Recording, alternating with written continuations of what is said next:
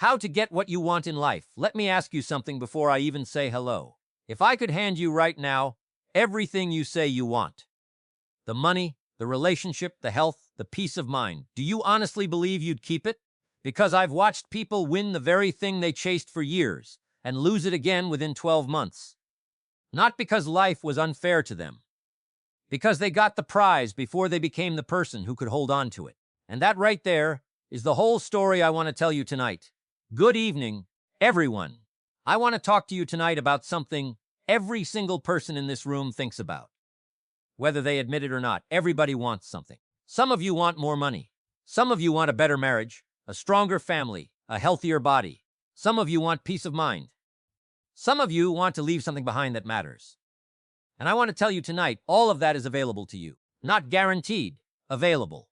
There's a difference, and that difference is what I want to spend the next little while talking about.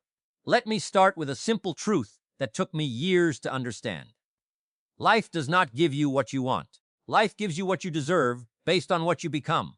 Isn't that something? We spend so much time asking, how do I get this? When the better question, the question that actually changes your life, is who do I need to become in order to deserve this? See, most people have it backwards. They think if they just get the job, get the money, get the relationship, then they'll become the person they want to be. But it works the other way around. You don't get what you want. You get what you are. Now, I'm not talking about wishing. Wishing is what people do who don't want to do the work. Wishing is sitting on the porch hoping the wind blows your way. But desire, real desire, that's different. Desire is the starting point of all achievement. Not hope, not wishes, but a burning, gnawing desire for something so much bigger than your current circumstances that it pulls you out of bed in the morning. Without that desire, nothing else I tell you tonight is going to matter. You could have the best plan in the world, the best strategy, the best mentor, and if the desire isn't there, it will fall apart the first time it gets difficult, and life will get difficult. I promise you that.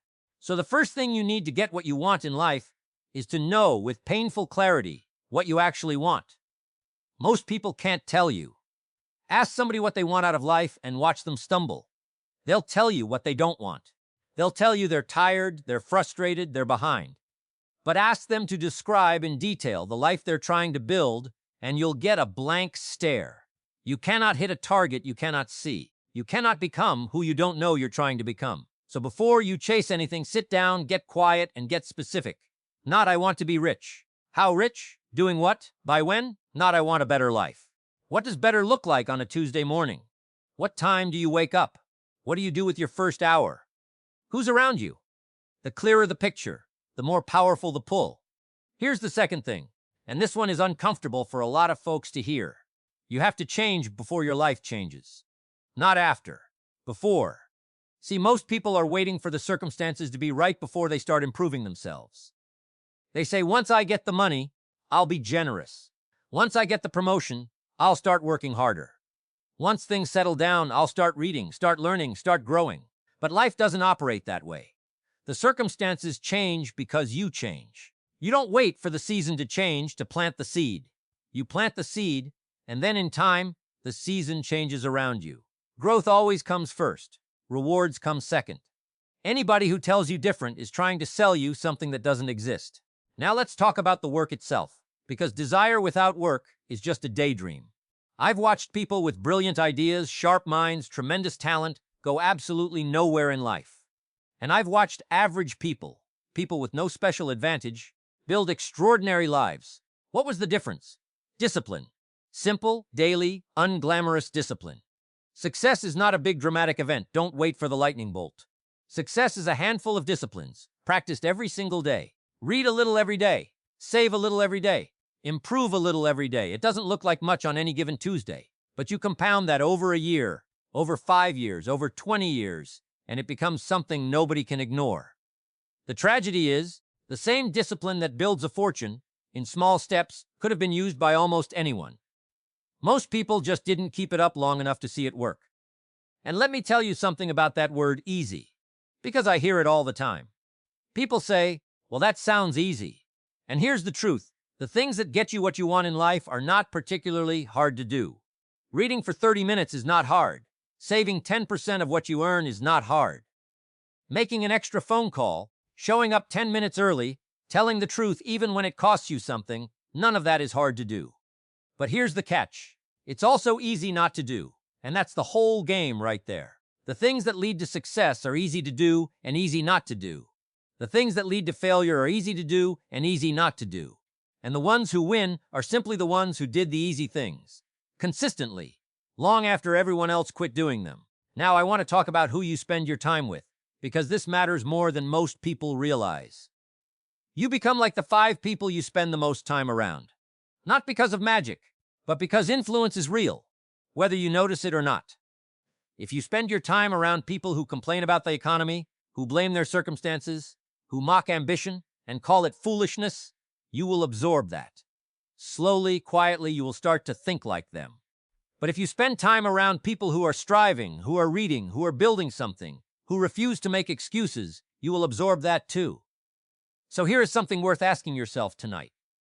Are the people closest to you pulling you up, or are they holding you where you are? You don't have to be cruel about it, but you do have to be honest about it. Your future is too important to leave in the hands of people who have given up on their own. Let's talk about setbacks, because you will have them. Anyone who tells you that getting what you want in life is a straight line is either lying to you or hasn't tried anything worth having. You will fail. You will be disappointed. Doors will close in your face. The plan you built so carefully will fall apart, sometimes for reasons that have nothing to do with you. And here is where most people stop. They take the setback as proof that it wasn't meant to be, that they weren't cut out for it, that the dream was foolish to begin with. But I want to suggest something different to you tonight. The setback is not the end of the story. The setback is the price of admission. Nobody gets to the good part of the story without going through some chapters that are hard to read. The question was never whether you'd face difficulty. The question is what kind of person the difficulty is going to make you into.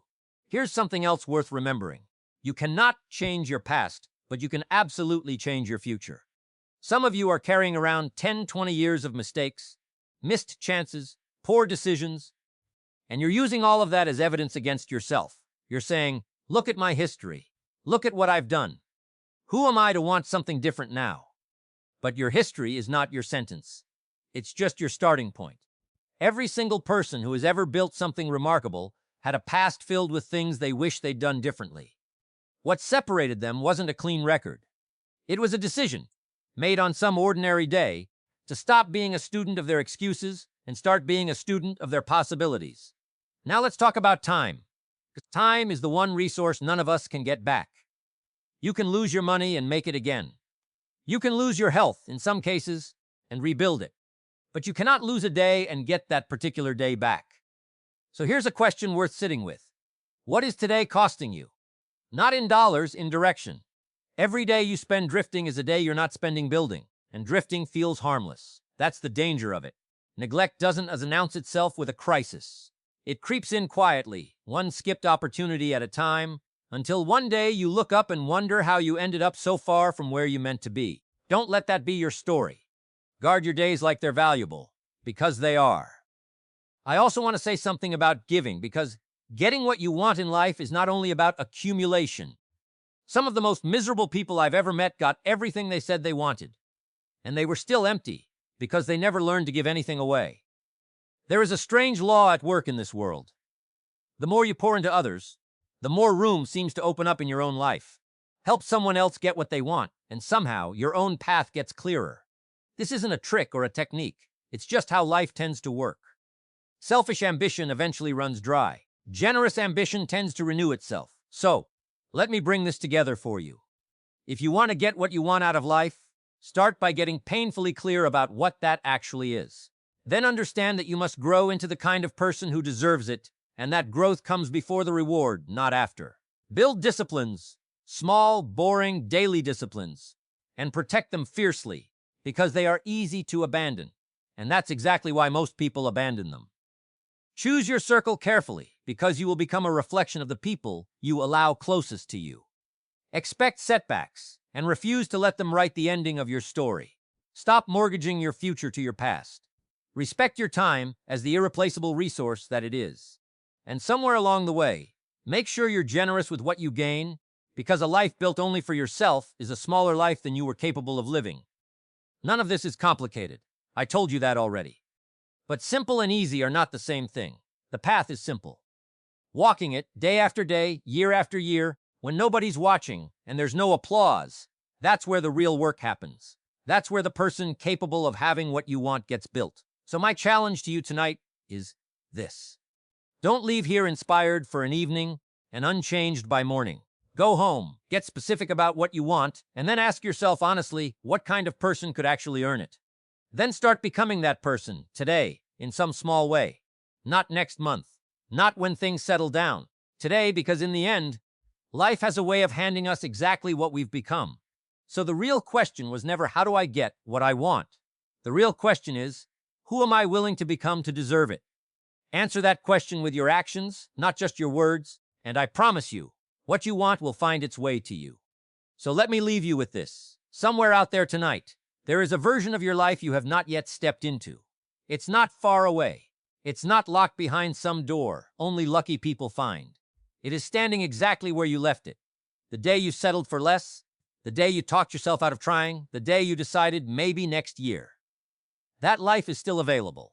It has been waiting on you, not the other way around. Understand this. Nobody is coming to rescue you from an average life. No email, no lucky break, no sudden stroke of fortune is going to walk in and hand you the future you keep dreaming about in private. It was never coming from outside of you. It was always going to come from inside of you, built one disciplined day at a time, by a person willing to become someone new. So don't leave this room the same person who walked into it. That would be the real tragedy. Not failure, but agreement. Agreeing, one more time, to stay small. Agreeing to let another year pass while the life you actually want sits untouched, waiting for a version of you that never showed up to claim it. You have exactly one life to prove what you're made of. Not next month. Not when the timing is perfect, because the timing is never going to be perfect. Now, tonight. This is the moment the story turns, if you let it. So go home and get specific about what you want. Start becoming, today in some small but undeniable way, the person who deserves it. Because in the end, life does not hand out what we ask for. Life hands out what we've become. The real question was never, how do I get what I want? The real question is, and has always been, who am I willing to become to deserve it? Answer that question with your life, not just your words. Answer it starting tomorrow morning, when the alarm goes off and you have a choice, again, like you do every single day, to stay the same or to rise. Choose to rise. And I promise you, what you want will find its way to you. Thank you.